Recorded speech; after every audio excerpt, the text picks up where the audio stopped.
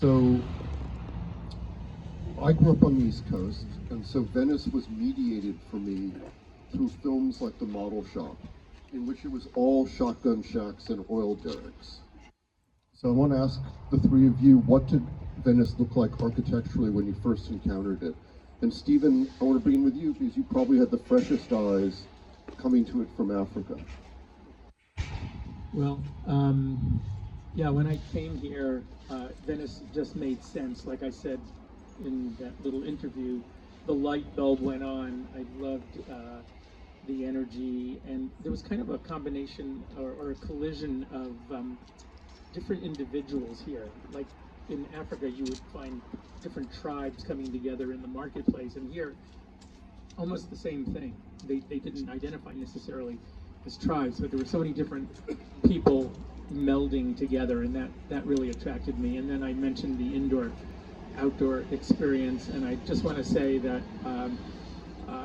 the summation of these courtyard houses that I did about 15 houses in Venice, and maybe the best example for me is the house that I inhabit with my wife, Nancy Griffin, and it's a courtyard house, and that doesn't use air conditioning. It's all naturally cooled by breeze, and anyway, it just continues the thinking that I've been working on for decades. Anyone else? One thing that struck me about all of your things was talking about how empty Venice was when you first experienced it.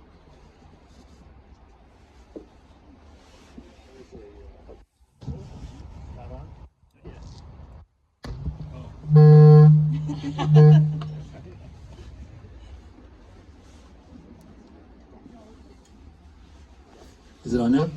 Ooh. You said something though that this notion of privacy and community to me is kind of essential to this place, because unlike David, I always was very private here and kind of secretive, and I felt I could live here and have that absolute privacy simultaneous to a more abstract community. You didn't necessarily know these people, you knew some of them, but you were with a general environment which was just out of the spontaneity of the time, happened to have a certain amount of people, which was completely coincidental, right? But, well, it wasn't coincidental in the sense that the emptiness, the vacancies, the economy. And we'll get back to that later about the heritage. Venice isn't Venice anymore. It has nothing to do with Venice in the 70s. The little place I could get for nothing and live for nothing now is for people with means. And there's no connection whatsoever between the economic and life in this place. And in fact, it still looks that way, but it isn't that way. Anybody knows this place is, right? I was offered a little house I was living in for $40,000 and thought it was outrageous. I said, no way. I kind of paid my rent, and then I did it again with my studio. It was another kind of ridiculous thing they were giving it to me. And in those days, it was a completely different world. But I think one of the things that was extremely unique about it, and that you could somehow have this privacy, which is very much part of Los Angeles versus the East Coast, that I became much more kind of aware of as I got older. You still can. Is that better? And that later in my life, I was, okay, when I'm living in both coasts, and that'll be another discussion maybe we have, that LA is not a place that you live. It's a port. It's a base of operations. And I've never felt. Is it better? Yeah, no, it's LA itself is a kind of fascinating place. It's as a community. Again, I live both in New York and LA, and New York is kind of where I live. And LA is my base, and I've been here since I was 10 years old, right? And it's a completely unique place that way, where you're, and again, it has this kind of odd, of course it's not a city, it's 134 little villages that add up to 20 million people. And so it's itself a very kind of unique thing itself, right? And with that, though, I guess which may be obvious in my own rambling, I didn't say it, there was something that took place in the 70s that was quite unique. And it had to do with just the coincidence of a certain amount of people being here at that time. There was some sort of a critical mass that very quickly in our profession it became known as the LA School for Architects. And it became immediately kind of well known globally. And it was a very provincial city in the generation in front of us, right? And then it became a very much a global city, I think, in that period of time in the 70s and 80s. Well, so much of many of our cities have a certain homogeneity to them, and I think what defines Venice is its eclecticism. I like to think about like the front fence or the mailbox. You drive or ride your bikes down Venice, pretty much every single one is a unique expression, of that individual. It doesn't look like a typical street. I mean, a suburban street or even an urban street. And I think that's what's unique. I also remember so much of Venice is hidden, right? Like you would go by what you thought was an empty or abandoned space, and maybe the Venice Art Walk or something, or you would meet somebody and all of a sudden you'd go inside and it was just this complete other world behind that very private facade or abandoned facade, or you thought it was empty. And so much has happened in those empty spaces. I remember, an artist just having a happening, in an abandoned building on POP that was filled with weather balloons, like 15-foot diameter mylar balloons, and you just walked into this reflective space. So there were opportunities within the emptiness, as you described, Tom, and behind the facade that I think was really interesting because there was a certain mystery to the place. Actually, that story of the balloons reminds me of something when I had arrived in the late 70s. And Tom, I think it was in your studio, Jim Ganzer, the artist, had an opening, and he called it Art Attack. And there were balloons filled with paint, and everyone just had a needle, and all the paint came tumbling down on us. It was pretty wild. But I also want to say that there seem to be, sometimes there are like people who kind of attract or become, I like to call them the mayors of Venice. Tom Sewell was definitely the mayor of Venice for a long time until he moved away, so you're no longer the mayor. Todd Collins, come on, raise your hand, he's now the new mayor. And these people kind of, they create an energy around them, and they create kind of a part of a community, which I really appreciate. Whoa. Okay. David, you have a fascinating history of material exploration, including the invention of syndicrete, which I believe is a concrete made from recycled materials. Was that inspired by your associations with the artists like Duane Valentine, Larry Bell, who were really innovating with materials like plastics, glass, scrim? And I'd also ask the others whether those connections you all talked about really impacted your practice. Yeah, not consciously. I think, it was a reaction to the pastel, pretty make-believe of the 80s in my generation. That was a simulacra of materials and surfaces and architecture with postmodernism. So, like Tom said, I think there's a certain counterculture and reaction. So I was more interested in, let's eat off a piece of the street, or a piece of the sidewalk. There was a certain realness, permanence to it. It was a kind of more of a young, angry reaction to a lot of this simulation, that there was an integrity, and concrete was something that was very much Venice, very much our culture. And I think more like Frank Gehry looking at the materials, just like Frank Lloyd Wright would look at the materials of place. The materials just happened to be corrugated metal and chain link fence, and concrete, I think, was one of those kind of urban materials that had a certain integrity to it.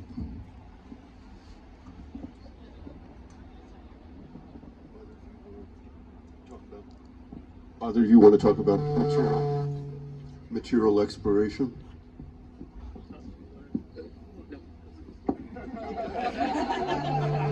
David did it. David did it. All right, Tom, I'd like to start with you with this one. You've all spoken of your deep ties to Venice. What is it like to be what might be called a citizen architect, and do you embrace that term? someone trained in the profession but also engaged in one's own community? You said that to me. I'm an anti-community. I think I just said it. I came here, my parents were divorced. I grew up in Chicago. And I'm a city boy at 10 years old. And I come with my mother. My brother and I come here to California. And it's in a TWA with a prop where they give you a little box and they give them the stare. That's how long ago it was. And I showed up and I still remember avocados, which I fell in love with, and palm trees. And it was the classic California coming from the East Coast. It was horrible for me. I had a horribly difficult time between 10 and 20. It wasn't my place at all. It was extremely kind of located for guys were sports people, and that was it. You had no other kind of options to go to, and it was, for me as a young man, it wasn't the right place. When I got to school, I met a group of people that were in the arts, and it kind of allowed me to kind of shift. And it was kind of my beginning, in a way, becoming part of Southern California, and definitely the beginning of becoming Southern California in terms of the part of the artistic activities were here. And then again, by the luck of the draw, I'm showing up here after my education, and it is the 70s. And you would have to add, because I think it's a really complicated community. It's not Venice, like, geographically, in my mind, at all. It's a much more complicated thing. And it's going to connect to the Archigram boys in London coming here in 68. And it's going to be definitely connected. They're going to, well, a lot of the same people, and they're going to be in Venice, and it's going to be the beginning of SCI-Arc. And SCI-Arc is an institution that's going to become very quickly well known around the world for innovation and for asking questions that other people aren't asking. It's shifting the notion of what architecture is or isn't. And it's going to be those kinds of really complex kind of relationships of which Venice is part of, right? And it's not geographic. That's another conversation, right? But the one I'm going to be more interested in, that I think is more vital, it is part of something I think bigger that's actually global. Because you connect these things that are going on at that period of time, and it's probably you would find more people in Madrid and in Milano and in London that would know what's going on here than in LA. You could talk to people, they would have not a clue, right? You could go to various places around the world. You go to Tokyo, everybody would know Los Angeles, and it would end up, part of it would end up in Venice, would be part of that community. Do you agree? And it's a really complex, very, very interesting kind of thing that was going on in that particular time in history, right? And then with that came the shift in the art world from New York to LA based on this group of people. So there were some very macro kind of things going on at this time that were incredibly important. Just an interesting story that ties that together. My business partner, Kakashi Yanai, if you don't mind, just raise your hand. He was an editor at GA Houses in Japan, in Tokyo, long before he came to LA. And I know that he kind of was following a lot of Venice architects at the time, and that was kind of a link. With Furugawa. Yeah, Furugawa, yeah. Furugawa would be part of the Venice community. Yeah, Furugawa was a communicator, right? Absolutely. Yeah. Does the term citizen architect have meaning for you, David? I'm sorry. Does the term citizen architect have meaning for you? I mean, we're part of a community, and therefore we're citizens as part of the community. Our work interacts with the public often, even if it's sometimes a private work. So I think that citizen and community are inextricably linked. Well, you've all done projects nationally, internationally, so you're not obviously strictly or even mainly Venice architects, but from living in Venice, what have you exported to other places as a positive type of urbanism or architecture? Who would like to take that first?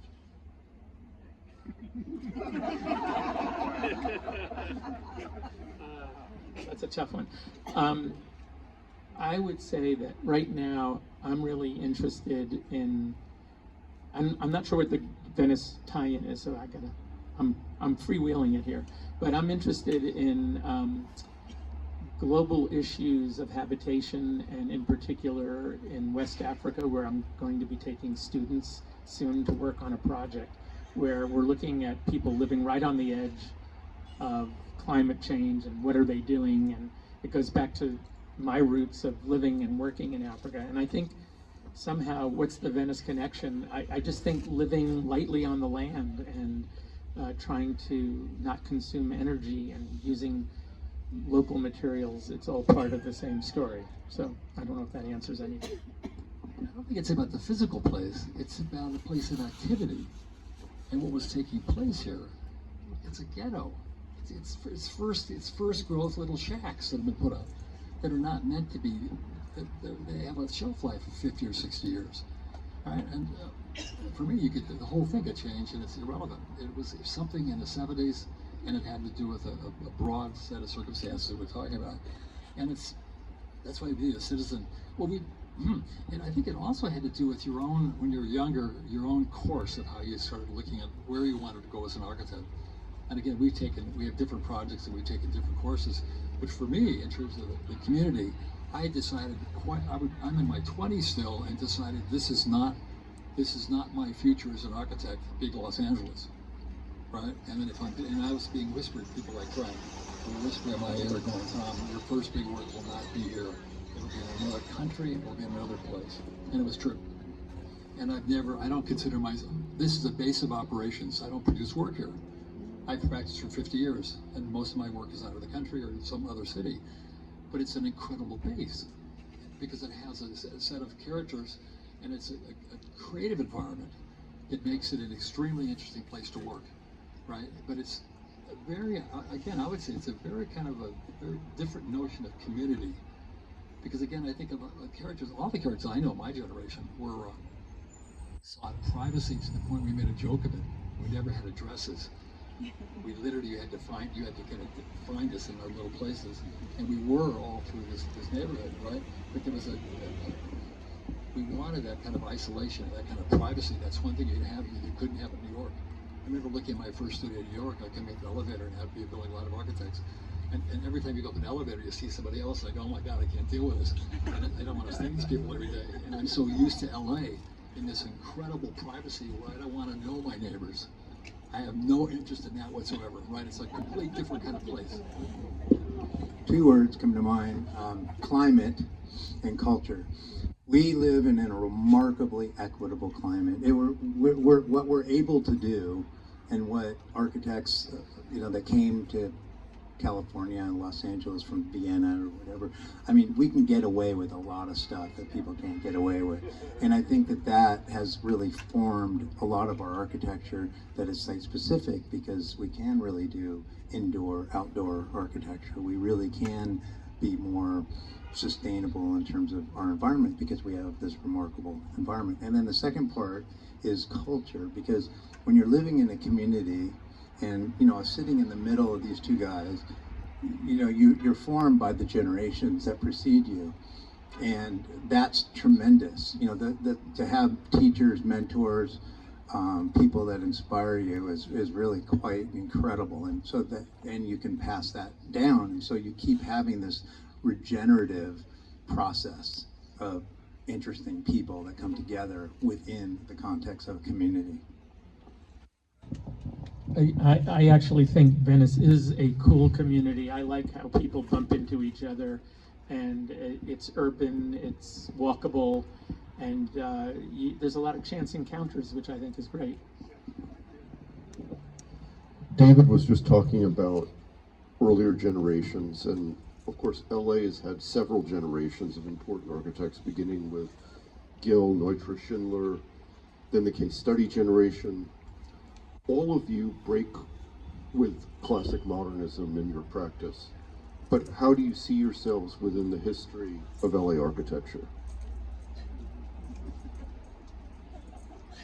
Certainly there's a context. I mean, I have a lineage. I worked with, Wallet, Syark. Of course, I have a tremendous experience of kind of the DNA of teachers and students from Syark, but I worked with John Watner at this, and then I worked with Frank Gehry, incredible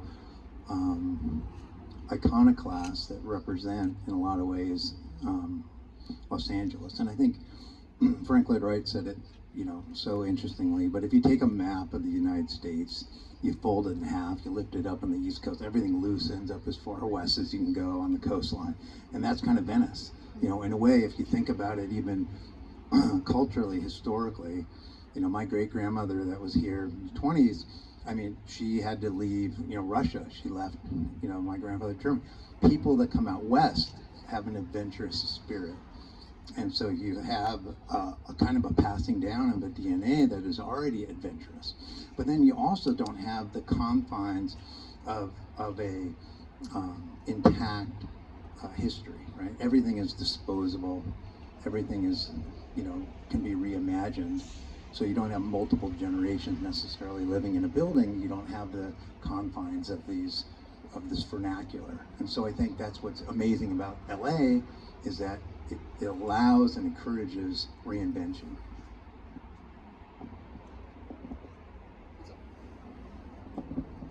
It's my style to always kind of, it's a Midwestern town. Most people here come from where I came from, Indiana, right? And anybody that knows LA knows that it's a Midwestern town, right? And so it's again a really complicated place to understand this kind of mixture between an understanding of a creative place and the freedom that does happen as people are escaping and whatever, and the deep conservatism, which is it's a Midwestern place. Do you agree? It's actually statistically true. So I don't see it as conservative.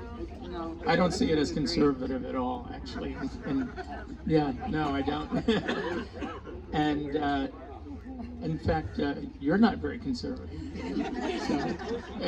So, but and early on, you know, it's always difficult for a young architect to break through into a new job type, and I had lingered in closet remodels and graduated to kitchen remodels, and then suddenly was doing a house and did a few more houses, and then 10 years into my early career, I wanted to do public work. And how do you do public work? Well, I got to know the head of the Department of Recreation and Parks. His name was Joel Breitbart back in the old days, and he had an interest in architecture, and he gave me an opportunity, and I designed a recreation center that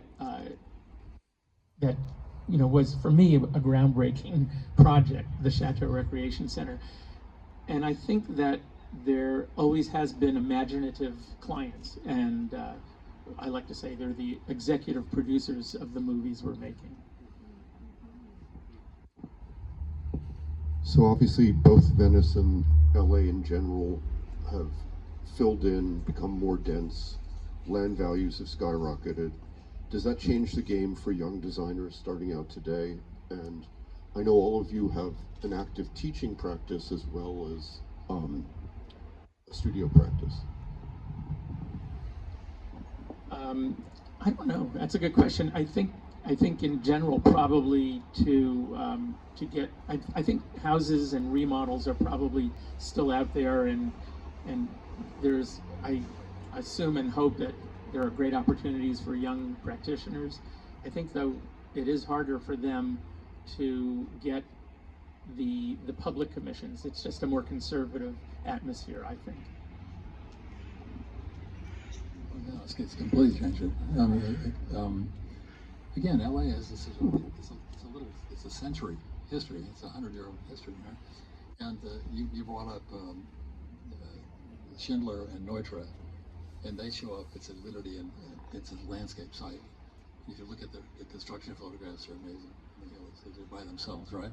And then it also reminds you that LA has this incredibly rich history in this country, and that when the Level House is being built, that's 1928. That's a year before Villa Savoy, which is considered the symbol of modern architecture. Outside of Paris, that's 1929. And so we have this incredibly rich history. And then, of course, right after that were the case study boys, and a lot of them are my professors, and we took them on. Our job was to completely take them on. We were not interested in that at the time. And that was the Ain and the Sarianos, and Cappy would be the kind of the last of that generation. And then we're the ones that, whatever the next kind of group is, but this is a city that has this incredible rich history. But I think they all used it in a way of again, this oddness. tiny little group of people interested in architecture. Only residential, because LA is famous for that. All the buildings are going to be residential scale. And as a student, I'm already aware of that. I'm 19 and I'm with Pierre Koenig and I'm with Craig Atwood and I'm these various teachers I have, and they're all doing residences. And I'm already aware as a young person that that's where architects go, and that's not where I want to go. I'm really clear. I have no interest in doing residences whatsoever. I want to build the city at a different level, etc. And right away, again, you get into this conversation of Los Angeles. Very difficult to make this next step, and you are now back to the base of operations, and you're going to prove yourself in different places, because that's another one of the kind of characteristics of the place. But with that came this incredible richness of the most kind of innovative architecture taking place in this country.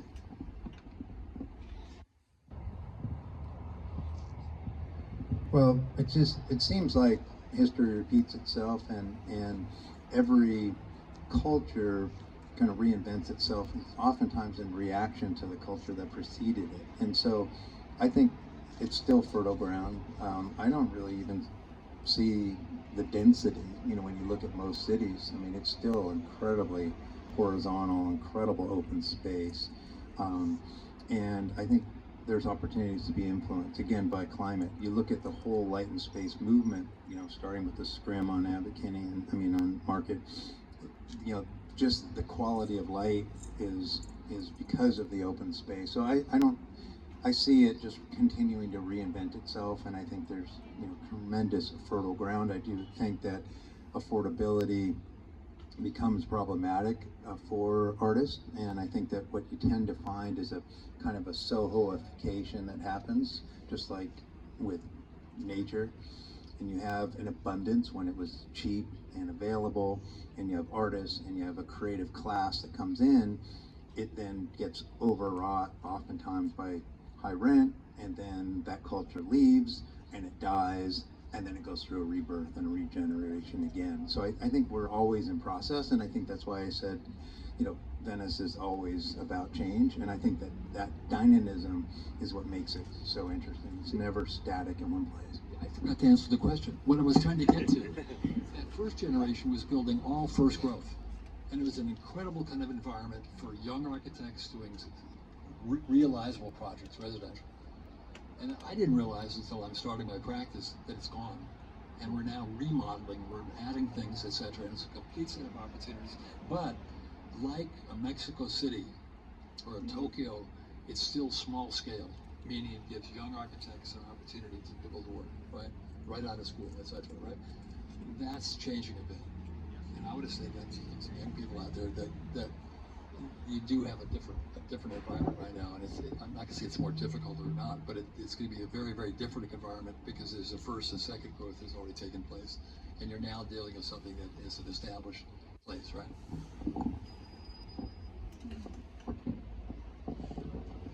Okay, my last question for the three of you would be, what do you like most about your fellow panelists' work or career? And who wants to take that one? Going first, wow. Well, okay, let me just start with David. David was a young hotshot, and he is. You're right. Thank you. From my perspective, you're still a young hotshot. And I remember one thing I really appreciated about David was he wanted to continue. He was just beginning, and I had sort of I don't even know if I was yet at mid-career, and he said, hey, let's have lunch, and he wanted to talk, and I was happy to talk, and we became friends. Tom's work, Thom is a superstar. He does amazing work, and he has a huge international footprint, and I have a lot of respect for both of you.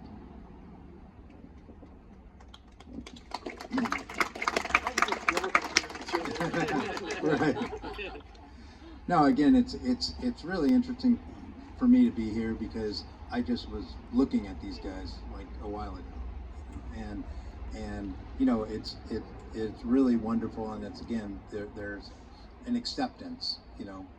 Steve didn't have to say, hey, I'm going to go to lunch with a young architect, and Thom, was a mentor of mine at school, and watching the careers. But I mean, Thom is an international architect, a Pritzker Prize winning architect. I mean, just the fact that these architects are seated in the fertile ground of a small community like Venice and then become internationally recognized gives a lot of tremendous opportunity to a younger generation. So it's just wonderful to have role models. This is only you would ask this question.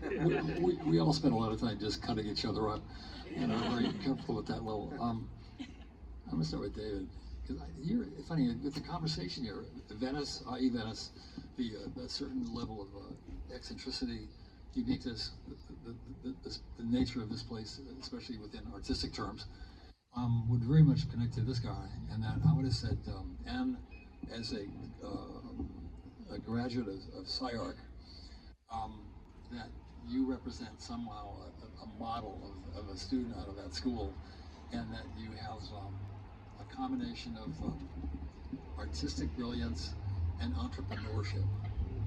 And you're the. It's funny you work for Lautner. I didn't realize you worked for Lautner. He kind of sniffed the Lautner. He likes Lautner. I know that because he has his own style. I know that he has this beautiful ranch way up north that my son was just married on actually a year ago, and he is the character that you're talking about here. That he has his own complete direction and he's on his own path, and would represent very much a character that would be, you would connect to Venice and the notion of that kind of character, and definitely one that has to do with this particular time in history where certain young people were sniffing the kind of opportunities that had to do with resisting and finding a new way, and one that's highly kind of personal and located to his own self, right? Stephen, is really good. There's people that are involved in community that are not like, don't have my thing going on, because you're a character that's really you. When we have these conversations, it's really fascinating. I never thought about the community part of that aspect, because again, I see Venice in a certain way. And it was interesting, you started off and I forgot those buildings. I know them, of course I know them. And I'm going, oh, that's been a while. That was a while ago. Mid-80s. Yeah, that is 40 years. Okay, and you're very, very invested in this place. As a LA architect and as an architect that's part of the Venice community, that is absolutely necessary. And if anything, I would say one of the critiques of the people with a more isolated view is it limits the necessity of architects being engaged and have agency and being part of a community that invests their time in that community, and the importance that the architecture is a connective tissue. It is something that advances the nature of how we understand each other and how we operate in social terms and political terms. And you've been really an incredible person at that level, and one of the more serious characters in the city. Let me also just say that you have an amazing career with Thom's architecture work, and now he's still transitioning and evolving, and his work right now is at LA Louvre. He is a painter. Yeah, as an artist. Yeah. Go see the show.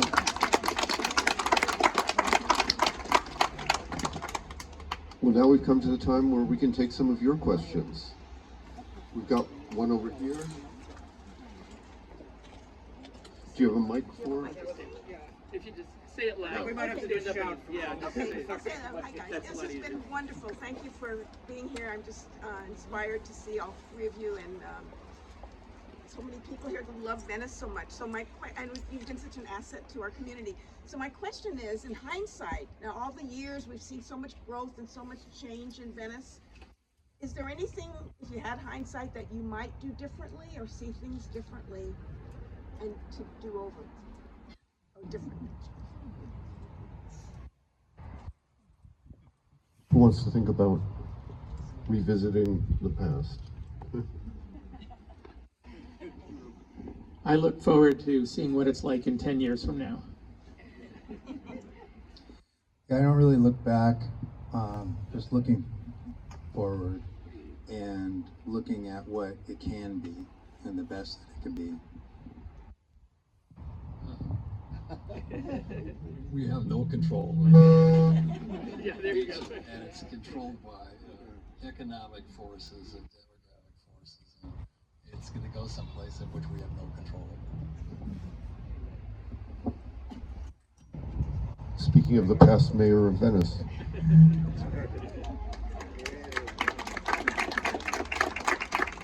I've been enjoying hearing my dear friends talk. All these gentlemen are very dear friends. But I'd also like to point out that there's female architects in Venice as well. Yeah, see?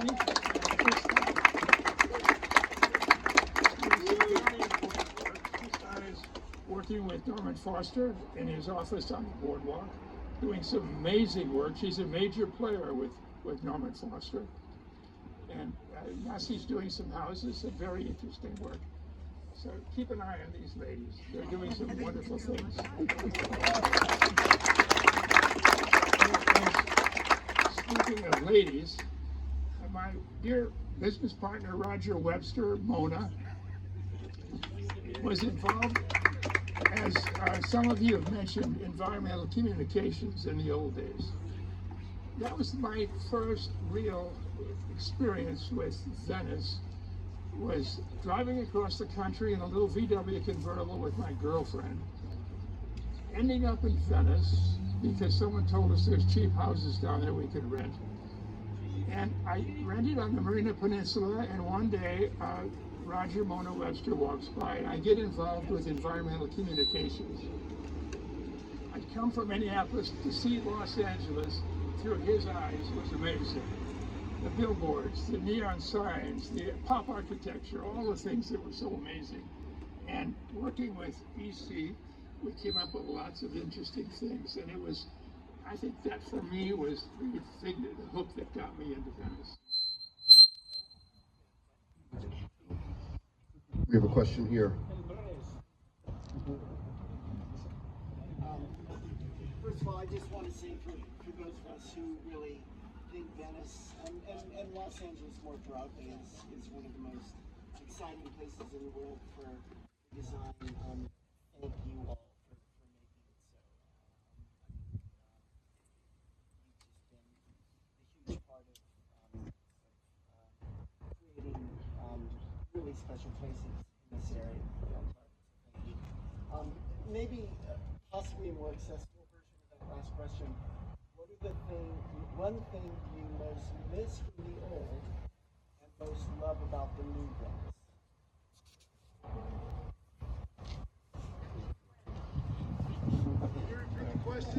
Andrew, repeat the question so the people in the back can hear it. I'm not sure I miss it. It's so fundamental when you change the demographic. It brings in young people looking where they want to operate now in a neighborhood. No longer have Silver Lake in Venice. That's his era. It's half a century ago, right? And so you talk to young people now that want to have their first studio, or they want to live in an area that has some sort of a critical mass of creativity. It's a struggle, and they're finding get new little places. I understand there's a kind of by the airport, there's a kind of little place that a lot of people are hanging out. They're finding new areas, but it's a completely different place. It has nothing to do with what it was, other than its physical presence, because it has to do with something so basic, right? Is the people that it's available to, and it's not available. There's no artist there anymore. And again, people that know this area know that we have our studios here, and then they're further back in Santa Monica, and they go across Lincoln, and then they go to the Mar Vista, and they go to Culver City, and then they go to West Adams. That's my trajectory over 50 years, along with a whole gang of people, right? And it's just a different place. And that's why I think it's something, I'm not a nostalgic guy that way. It's something different, and it has certainly characteristics, but I think, again, you tell me, if you were there in the 70s and 80s, it has nothing to do with what it was. It is the people we're talking about, not the place, right? And then it has definitely, it slows the ocean, and it still has all those characteristics. Your office on the boardwalk, it's kind of a hip place now, but it's a little bit pricey. It's no longer there because there used to be choppers coming over at night, and it was kind of a dicey place to live, and so you're willing to, it was a good place to be, but you're also willing to deal with gunshots going off at night and blah, blah, blah, and that was part of the thing. And it'd be the same thing in any major city. You go to New York or Brooklyn, you can go through the same thing. We very lately very late in the game, bought a loft in New York. In the 70s, you could have gotten it for free. You could have land granted it, right? And now it's $3 or $4 million. That's the nature of the place. So again, it's not the physical place because it is what it is. It has all that history, and of course, it's a beautiful, lovely history that we all kind of remember. But it's a completely different place, right? Yeah. Yeah, and I think there's a population that's unhoused. That's a big part of Venice, partly because of climate. And I think that it's a different unhoused population now, and I hope that in the future there'll be more people that have the ability to have housing and affordability to access with shelter. I think that's a fundamental thing that Venice and much of LA could really use. Yeah, just getting back to community, I like meeting new friends at the bench in the morning. I like going to paddle tennis and at 8 in the morning with all kinds of characters going by, and where else can you smell a cloud of marijuana at 8 in the morning? Venice is still Venice. Okay, there's some questions in the back. But I don't see any questions. They wanted to hear the last question. They didn't hear what that question was. Doug? Okay, any more questions? All right, well then, How do you think AI will affect? do you want to answer that? How do you think AI is going to affect the architecture profession? Completely. Upside down. It's going to be enormous. And they're going to need much less architects. It's actually that's a question, it's a thesis. But it's absolutely huge, and it's affecting, it's affecting what we call painting and sculpture and all the arts, because it just advances your own limits of your own mental structure. Right? I don't think AI will replace us, but I think it's a tool, and it's a very powerful tool, and it will replace some people that are not on the bus of the technology. They'll be under the bus. Ditto. Well, at this point, please join me in thanking our 3 distinguished panelists and the board and staff of the Venice Heritage Museum. And thank you all for coming out.